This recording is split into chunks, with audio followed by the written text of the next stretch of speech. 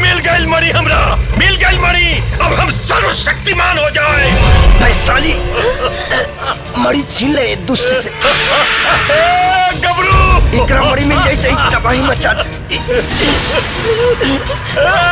घोड़ी ना दुष्ट नागिन, मणि वापिस कर दे हमरा, मणि वापिस कर दे। नाटक जवन गति नाग के खेले बानी ना, उससे भी भयानक मौत देवता दो, भयानक मौत। स्वयं के भगवान मत समझ नीच पापी, न तो ऐसा दुर्गति करब कि मौत ला तरसबे और सारी जिंदगी तोहर करेजा कापत रही। वासु